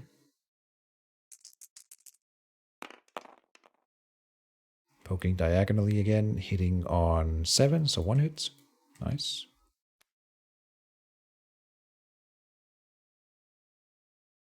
Yeah, and wounding on 4s, but critting on 10s. Rolling a 1. Reflex, he turns to face the attacker, so we'll face him this way. Sure. Discard that. And then Poopy Butthole will put himself here, from where he can hit it and it cannot hit him. In fact, it's gonna move, so probably move it, get over like here. Yeah, good enough. Then, next turn. Then, an AI card, Stomp. Pick target closest, knocked down survivor. There are none. Furthest threat in the field of view and in range. Okay. Furthest. 1, 2, 3, 1, 2. Oh, poor Sansa. No. And there's nothing affecting it here. Yeah. Gosh darn it. Poor Sansa. Move and attack target. Speed 1, accuracy 2. We can dodge this one, obviously, so it's going to be fine. There's only 1 speed. Yeah. Before damage. Always hits the body location. Okay, so it can't hit her in the legs anyway. 8. Does hit. Dealing 2 damage. She has maximum survival, so I'm going to dodge that 1 hit. Flipping that.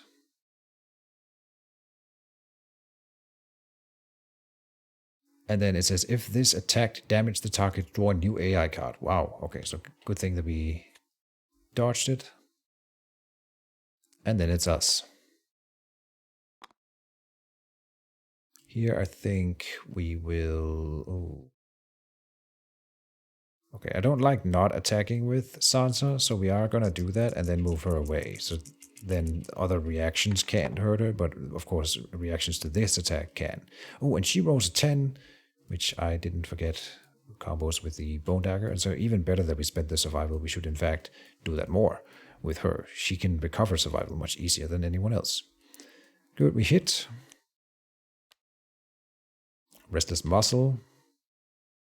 No bad stuff here, so we can just roll it. But we didn't damage it. Okay. Then she will run away. Yeah. Here. Right, she was here. Let's run towards the archer this time. Then Sansa, no, sorry, Pepper will attack. She's gonna move up there, attacking the diagonally again. where she cannot be punished for it.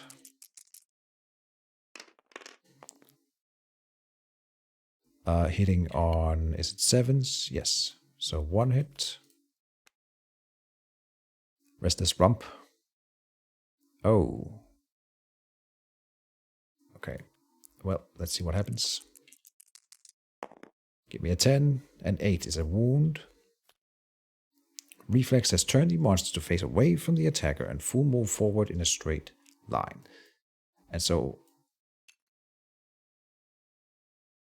I think again I can choose either, but I'm gonna be fair and say it wouldn't run into the wall, right? It would run this way. So poor old Golem gets 1, 2, 3. And I have to go and check knockback because now he's getting knocked into Mr. Poopy Butthole, which I think has a consequence. And the answer is yes. Excuse me. When you get knocked into another survivor, they suffer collision, and as we covered before, any time you suffer collision, you are knocked down. So they are both knocked down. And that is all. Cancel all hits now out of range. Full move forward in a straight line. Yep. And I moved white. We moved red. That's it. The other two are knocked down, but Sansa will encourage. Or can they do that off turn? I think they can do it off turn. Yeah, you can dodge off turn, so why not? Sure. Spend 1 survival to get Gollum up, and I think who else has high survival? Green. It'll be blue. Spends his encourage to get green back up here. And then Gollum will go in and attack. Is he gonna go for the blind side? I think so. Yeah, he can tank it better than anyone, unless he gets kicked in the waist specifically. So let's hope that he doesn't. There's some hits. In with Gollum, 3 hits. All right. Wound. Cancel out all hits. Turn the Antelope to face the attacker. Full move forward. So also canceling hits. And if you are adjacent to the survivor, you must spend 1 survival to the monster to react or suffer 3 damage to the arm location. This one we can use the survival to counteract. Okay. So that's fine. We'll do the palette first. Palette, whatever. 2 is a failure, so the giant maw snaps shut. If you are adjacent to the monster, you must spend 1 survival, to react.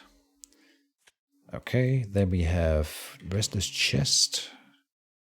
Turn the Screaming Antelope to... Oh, and he... Oh, right, he got a run over before, so we needed to roll a hit location for the trample. And he got hit in the chest for that. Oh, no, here, body. Okay. And then that would happen again if we wound here. And over here, Restless Shoulder, your blow clips the Screaming Antelope shoulder and it jumps back. Turn to face the attacker, then without turning, move 1 more directly away from the attacker. Cancel all hits out of range. Okay, so we'll do this one first because that doesn't damage us back. Oh, but the critical on this one would give him -1 damage token. Nice. I think it's down to a minimum of 1, but I'll still do this one. Because I don't want it to move out of range here. Okay, so wound is a... Or 7 is a wound, I think. Fist and Tooth on Gollum. Yep. So that is a wound. Turn to face the attacker. And then it'll jump 1 back. Cancel all hits now out of range. Okay. That was blue. Green still has his activation. And he... Well, yeah, that's 5 and then 6... which is the rain for the bow, so he can precisely hit from where he's standing. Good. With an 8, so that is a hit. Oh, Ferocious Spasm. The Screaming Antelope frantically attacks everything around it. But there's nothing in it there. Another good reason to have ranged weapons and spears, by the way, is cards like this. One at a time, target each survivor in the zone of death and perform the basic action. But this is still, this is still a wounding card, a hit location card, even though it doesn't have a critical thing at the bottom. It's a reflex to either being failed to wound or being wounded. So we still get to roll the die and attempt to wound. Oh, and then we wound on 4s, so we do get to wound. Nice. And then we're not in the zone of death with anyone, so perfect. And that was green, so now reset. Good round for us. Next turn. Oh, okay. And I was about to shuffle it, but that's not what's happening. We're just drawing it. Yep. Lone Rampage. Haven't seen this one before. The monster unleashes an awful wail to signal its terrifying rampage. All non-death survivors suffers 1 brain damage. Okay. Again, we are fairly well defended against that kind of stuff. Still nasty. Then, Zone of Death. All knocked down survivors within the Zone of Death suffer 1 damage per monster level to every hit location. Okay. Don't be knocked down against the Antelope. All standing survivors within the Zone of Death suffer 1 damage per monster level. Bash and knockback 7. Wow. What? Okay, but suffer 1 damage per monster level and knockback. Oh, hold on. It's not that big, this Zone of Death. Yeah, the first one up top was the entire arena. Then we go down to this one here. It's range 4. So 1, 2, 3, 4. It doesn't reach Poopy Butthole and not Pepper Potts. And these 2 characters will suffer 1 damage per monster level. Bash. I have to go and check what Bash does. Alright, Bash is a common attack effect that causes people to be knocked down.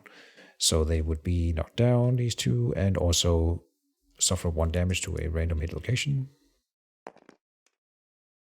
This is for Gollum in the body, and Sansa, oh, not in the legs.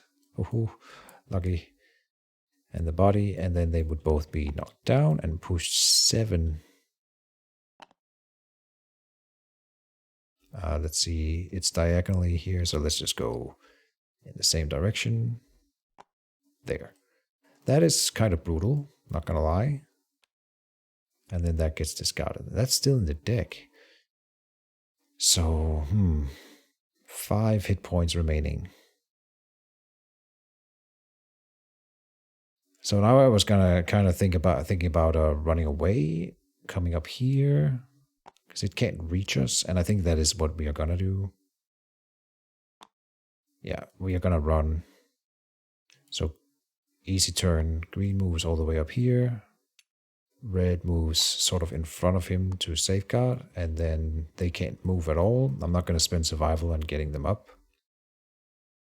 Or should I?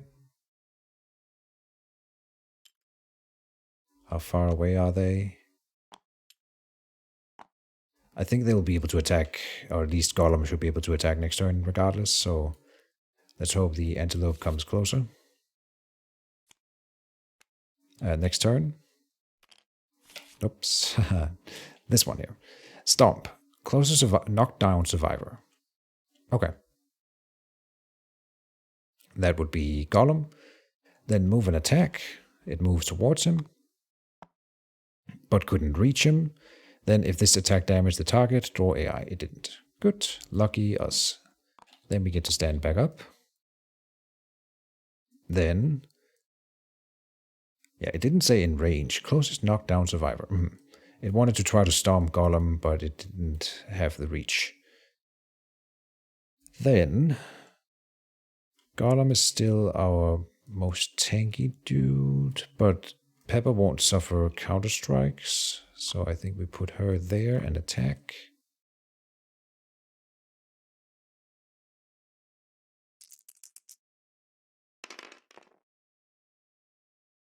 Hitting on 7s, but there's only 1 9 here. Okay.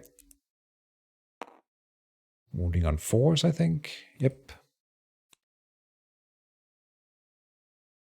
If you hit with a club or shield, you gain +2 luck. Nice.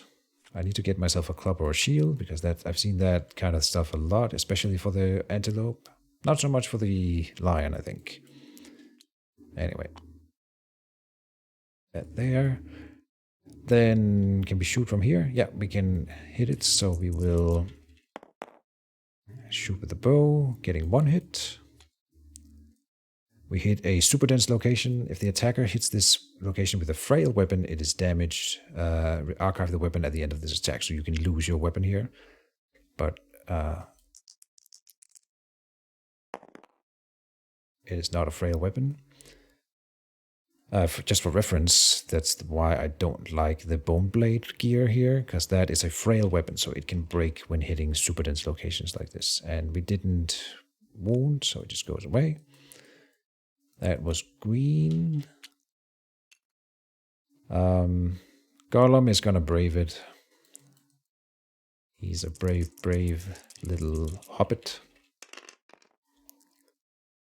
Hitting on 8. Yep. Give us something good. Giant tongue.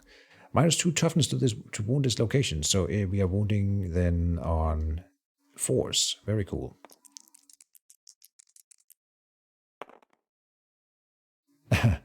But then, of course, there's also a thing. If we did, we would suffer 1 brain damage or gain 1 insanity. Okay. But we didn't wound. And Sasa can't reach, so we put her like here, a little bit out of range. In fact, we should put her out of range entirely. I think. No, put her there. It's tricky. She's used her lifetime reroll. I really don't want to lose her. So put her there. Where if the antelope moves, then she can reach it next time. Okay, let's hope I made the right choice. We are gonna say next turn. Stomp and Snort. Random survivor in range. There are 3. Mr. Poopy Butthole is technically in range here, I believe. Yeah. Intimidate target.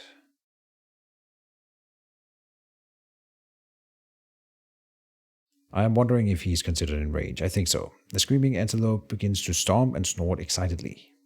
Oh, we have to select one. So 1 to 3, 4 to 6, and 7 to 9, and then 10s are rerolls. So Gollum is targeted. The screaming antelope begins to stomp and snort excitedly. A gurgled moan sounds from its undermouth. Turn to face the target and roll 1d10, or is it the +4+? Okay, and then knockback 5 if they are insane, and he is, so... Yeah, that's a hit. So 1 brain damage. He's still insane, so he is knocked down and knocked back 5. Does he have extra movement? He does. Oh, I didn't know. So only 5 knockback. Yep. Okay, that one's not so bad. We can tank that. So stomp and that. So don't be knocked down though. We gotta get him back up. Pepper was next to him, so I'd say she can probably do the thing here. Say use her survival, give him 1, and then he gets back up. He was next. I mean, yeah, he's knocked down while they're still standing next to each other. Good. Then it is our turn. So I think Pepper starts the turn by... Oh, no, we should shoot with Mr. Poopy Butthole before we start moving the enemy. 1 hit. Oh, and that's the trap. And all survivors adjacent to the monster suffer damage, but we are not adjacent to the monster. Good stuff. That was Poopy Butthole. Then Pepper Potts goes with the spear. Ooh, a 10 and an 8. That's 2 hits here. Oh. Wow. So, the exact same... No, this is not the same. Oh, did I miss this before? Ah. So it would have moved up here, and then she would have moved and attacked. Because I forgot that it slides when we do that. And then she rolls this, and then it slides again. Turn the monster directly away from the attacker. Oh, no. So it wouldn't have moved up there. It would have turned away from Mr. Poopy Butthole, in retrospect, move over here. Then she would move there and stab it. And then it would, I guess, move this way down now. And no one is affected by the trap otherwise. And then these go back. Okay, we're pretty unlucky with the traps. There's 20 cards in here. That was green and red. So blue moves closer. White a little bit closer. Staying in behind the other two here. Okay, and that's our entire turn. Run down. Full move in the direction of in the direction the monster is facing, and turn to face the closest survivor. Okay. Closest survivor then is Pepper Potts, so he faces this way. Then move twice and attack target. No, pick target here. Knockdown survivor, no. Closest survivor in range 12. Yeah, we have that. So, boop. And then it would come. Let's just go here. Move twice and attack target. If the target is knocked down, attack gains +3 speed. So, no, but just one here. 8 is a hit.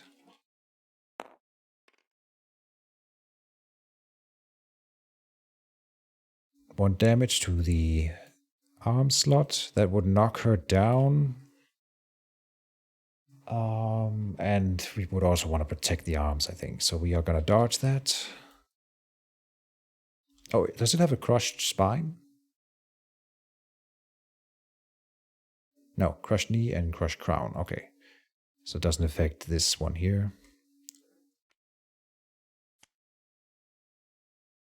That was its turn. Let's try not to draw a trap this turn. We are gonna get Pepper out of the way and stab with the spear. No hits. Then shoot with the bow. No hits. We are gonna go to the blind spot, aren't we? Yeah, we're gonna go to the blind spot. Gotta get this bitch killed. Oh, 3 cards. Don't draw the trap. Don't draw the trap. Oh. Goddamn freaking trap. Yeah. Wailing slide. Alright. Survivors adjacent suffer 2 brain damage. He is now not insane anymore. Knockback 5 and knocked down.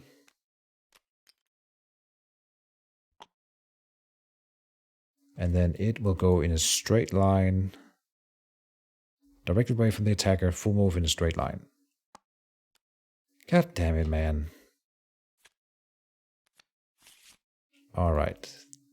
The red has moved, green has moved, blue has moved. White is not going to engage this beast alone, so she runs away and ends the turn. Next turn.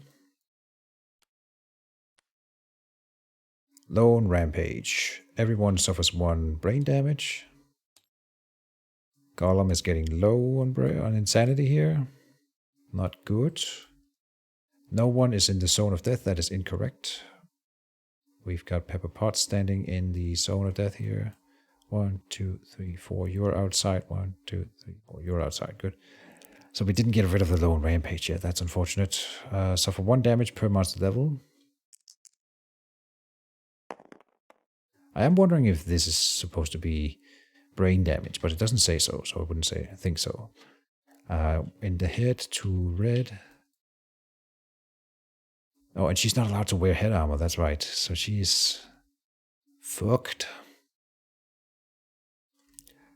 Oh, on attacks in general, I have completely been forgetting about our own evasion, which we have.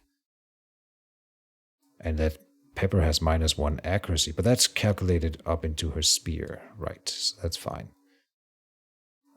Anything else that I've been forgetting about? I don't think so.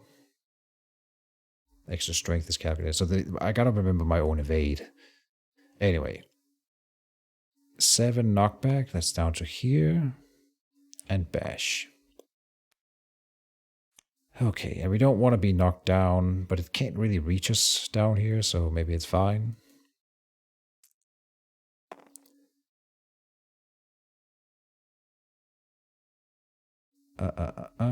Yep. Okay, and then it's our turn. I am gonna run away. Because we need our 2 fighters here. We need Gollum in the fight, and we need the spear. So then the monster will go again, and it's gonna go into this loop now of doing these things. So we got lucky here. Closest knockdown survivor. And it can't reach him. Or her. So it moves here. Destroyed hoof is not a thing we have. Nope. Alright. Then these 2 will stand up. And Pepper will go in and stab with the spear.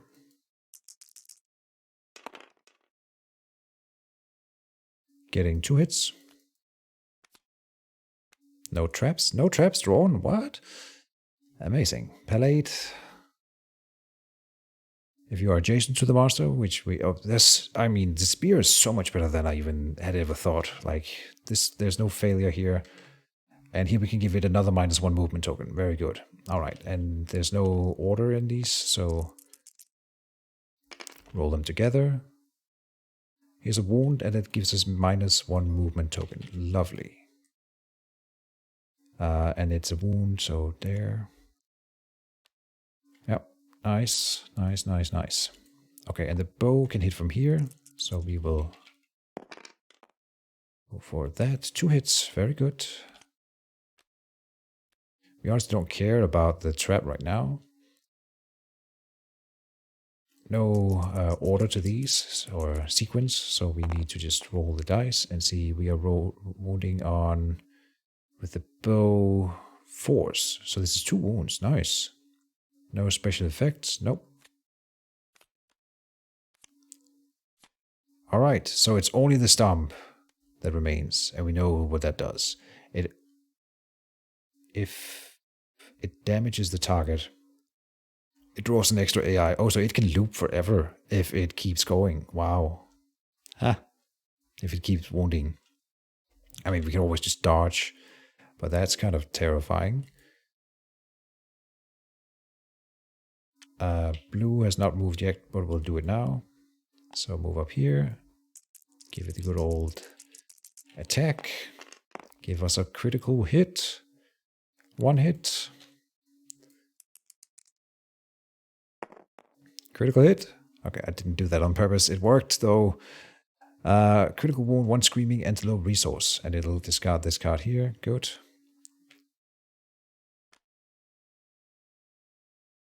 Oh, we forgot about the large flat tooth.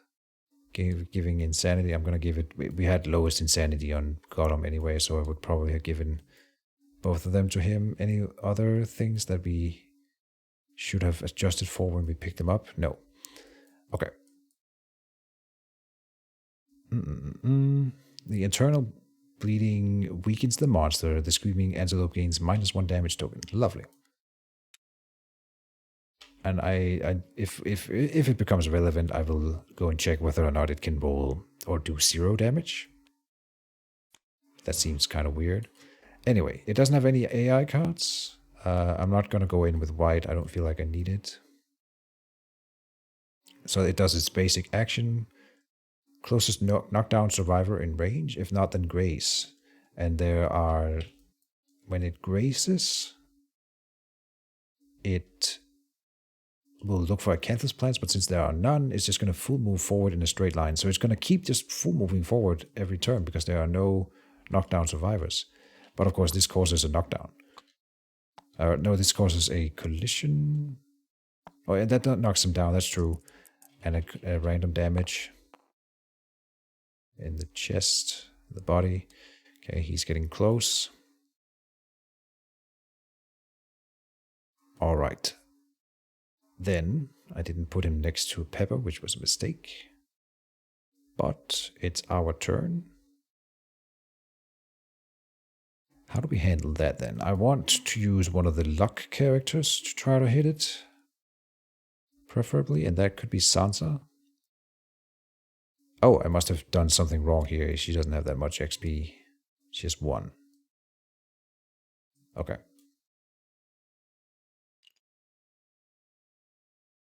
I think we're gonna go for the hit with her.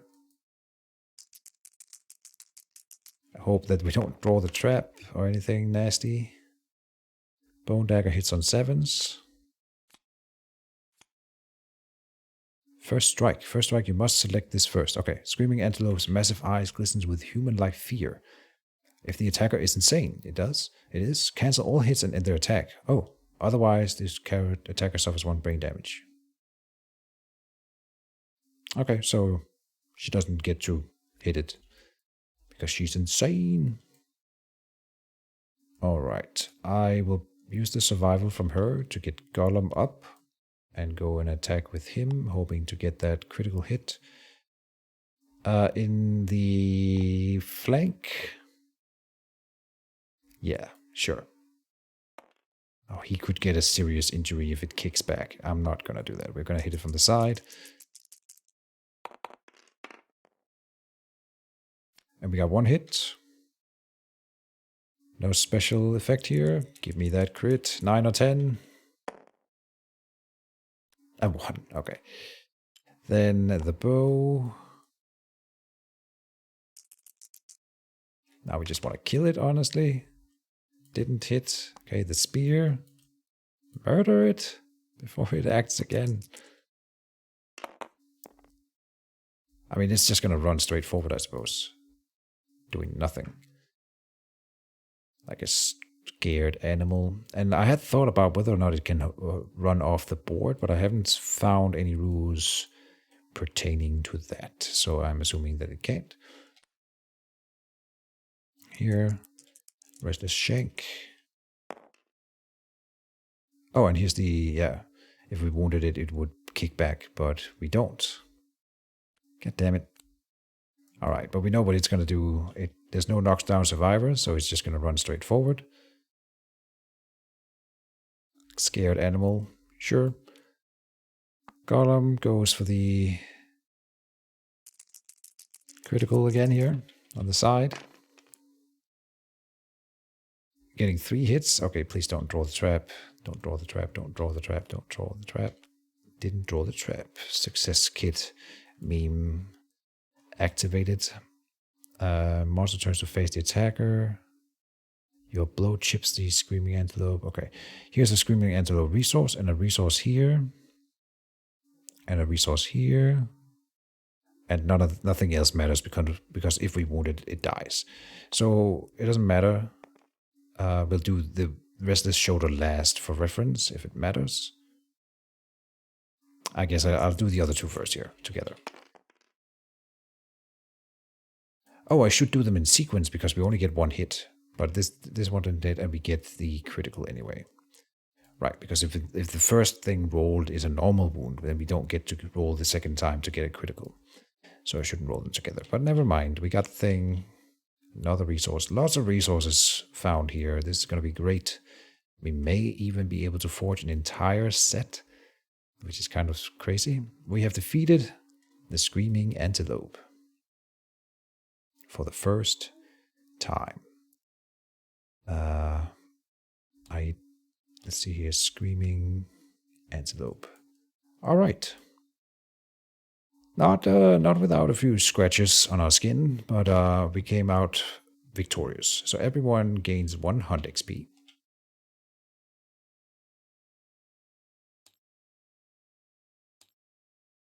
This will trigger some more milestones, but you don't do those yet. You do them in the settlement phase. And 1 weapon proficiency for Pepper Potts with the spear. Very cool. Then the rewards, and the rewards up here.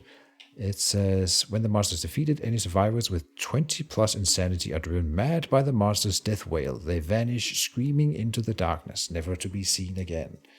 All right, I didn't know, I didn't remember this. So this confirms, first of all, that you can have apparently just infinite insanity. That's great. Don't go up against the Antelope if you have very high insanity, apparently. Duly noted. The group gains the following rewards then. 4 and 4. Yep. Let's give it a shuffle. And a shuffle there. 1, 2, 3, 4.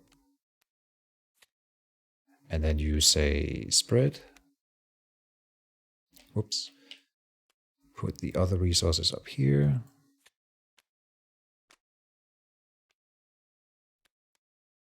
So many resources. This is by far the biggest hole I've ever seen in this game. Nope. We stole the die too. Okay, I didn't want it to collect like that. Spread it out. Can I not? Like, okay. Whatever. We'll sort it out. But this may be another one of those where I should do this. I'll line it up, I suppose, this, just so you guys can see what we have to work with at the end of the day here. Hide, pelt again. Acanthus, the Joker, a large tooth, which is a bone. Start a bone pile over here. Large flat tooth, shank bone, a screaming brain. Oh, we gotta check for the new things that we found. Some of them might trigger insanities or stuff like that. The fly goes here. Bladder is an organ. So it's a stake here. Screaming brain. Archive this and gain survival up to the current limit. Very cool. Spiral horn. Moans balefully when blown. It is a bone, bone, and bone. Alright. Lots of resources. Not as many pelts as we needed. Pelts specifically are for... Oh, we can't even build a specific building for that yet, I think. If the settlement has pottery when they defeat a level 2+ Screaming Antelope, gain the Barber Surgeon, which is where we craft that Screaming Armor. Right. So we need to gain pottery. And we need to defeat a level 2 in order to even start working on that. Barber Surgeon. Wait, no, whoa, what? That's not where we... The Barber Surgeon. Where do we craft the Screaming Armor? Here. The Stone Circle. Oh, okay, we can craft that with an innovation here. The Stone Circle, okay. So we can get that going. And this, we need pelt, and pelt. We need 4 pelts. Okay, we can hunt the Screaming Antelope one more time and then we would have it. I think. Nice. And we have a spiral horn already. So we're pretty close to being able to build this one. Nice. Yeah, that's probably going to be the plan. So we're going to hunt another Screaming Antelope next episode. But I'm going to do the crafting phase off camera. Let's do the age milestones. So poopy butthole. Rolling 2d10.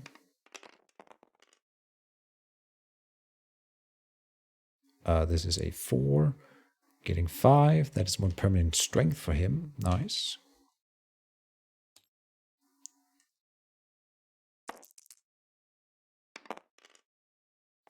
This is for the next character then. So 11. This is for Gollum. That is a fighting art.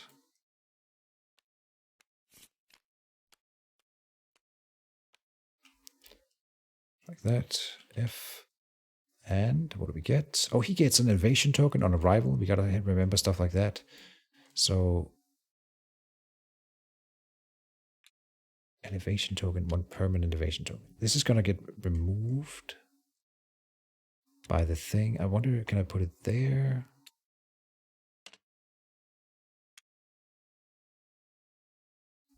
This is tricky because it's gonna. The problem is if I put it here as a permanent or a temporary token. When I click heal and reset, it's going to reset it. And if I bank him into the survivors, then he's not going to keep it. So I'm going to instead go in here and say, Rhythm. Again, I can't spell the thing. Rhythm Chaser stacks 1. And hope to remember that. I need to read these notes more carefully, by the way, every time I go on a thing. And we got Propulsion Drive. This looks super badass. At the start of a showdown, gain the Momentum Survivor status card. And when you attack, if you have 5 momentum tokens, remove them all and roll 1d10. Gain that amount of luck and strength when attempting to wound the first selected hit location for this attack. Wow. Awesome. So what is a Momentum Survivor card? Survivor status card.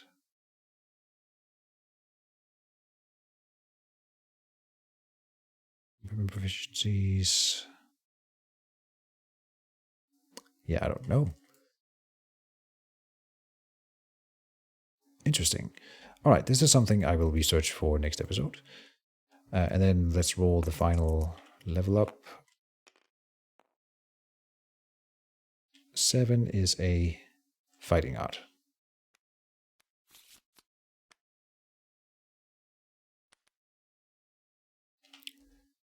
And Sons of Stark. Otherworldly luck. During the hunt and settlement phase, whenever you roll on a table, you may add +1 to the result. Whenever you roll on a table, you may... Oh. This may not exceed the highest possible result of that table. Includes hunt, story events, endeavors, settlement phase events, etc. Alright, so it's not really a fighting art as such. But that's really nice. She's going to be rolling all the things. Amazing. And I'll probably also be the village breeder. Let's call it that. That's a fairly neutral word. Also, so the weapon proficiencies, by the way, I will also do that off camera. Alright, well, go through it at the start of the next episode. Then I think we're ready. Survivors return. Heal returning survivors. We don't really have anything on getting home other than... Nope. Not other than the Rhythm Chaser. As far as I'm aware. And then we gain 4 endeavors. Something about gaining an extra endeavor somehow. That was if we had the epiphany down here. We didn't get that. Right. So 4 endeavors.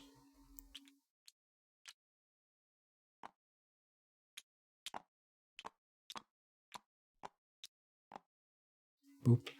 And update timeline. Oh, we have so much to go through. This video is already so long, but I hope you guys are enjoying it. We got more stuff to see. The next thing we see is a settlement card. I should shuffle that, I think, right? Because there's no order to that. Just to show you guys that I haven't stacked the deck. Rivalry, then. If there are less than 2 returning survivors, discard Rivalry and draw a new event. But no. Select 2 random returning survivors. They begin to argue, and their screams rouse the settlement. Okay, select 2 random returning survivors. Okay. So we'll go for 1, 2, 3, 4, 5, 6, 7, 8. 6 is then Gollum. And then what? So Pepper and Gollum are having an argument. And then it says I have to roll a... Yeah, they roll 1 to 10, I guess. Right?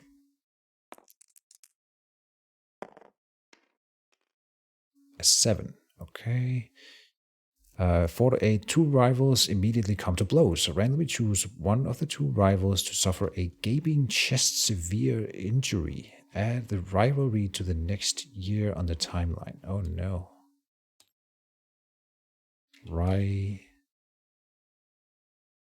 Okay. Gaping chest wound severe injury.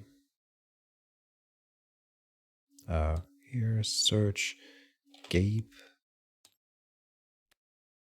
And that's random, so high is for Gollum.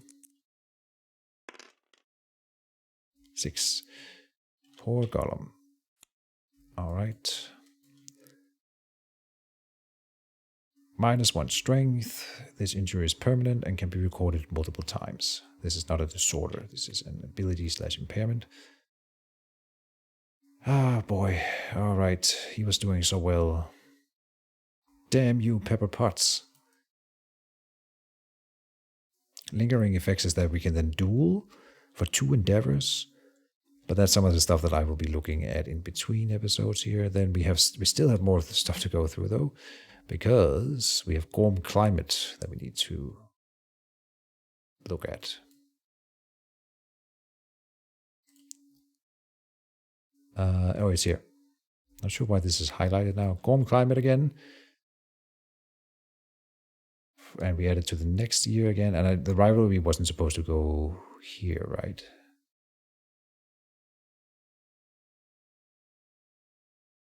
Oh yeah, rivalry in the next year. We are doing Gorm Climate here. Wait, hold on. Oh yeah, we're doing this right now. We've done the whole of year 2. We're working on year 3.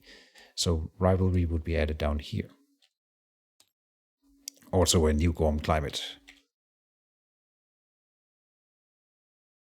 And we roll in the Gorm Climate. Hold on. Can I ask Sansa? During the hunt and settlement phase, whenever you roll on the table, you may add the result. Includes hunt events, story events, endeavors, settlement events. But I don't think she is rolling. The returning survivors find the settlement tormented by riddle. No, I don't think she gets to roll on that. And add her bonus. That would be quite nice though. Okay, don't fuck it up. Or. Okay. I mean, the 1, 2, 3 there is just so bad. All resources in the settlement storage are lost. Or you may avoid this by dismantling an invasion. That's just like, no, don't. Does the settlement have a hovel? Yes. The survivors huddled inside as razor winds and sickening lightning pummel the settlement. +2 to endeavor results at home innovations. This lantern year, home innovations. I am not sure what that means, but I suppose we'll take it.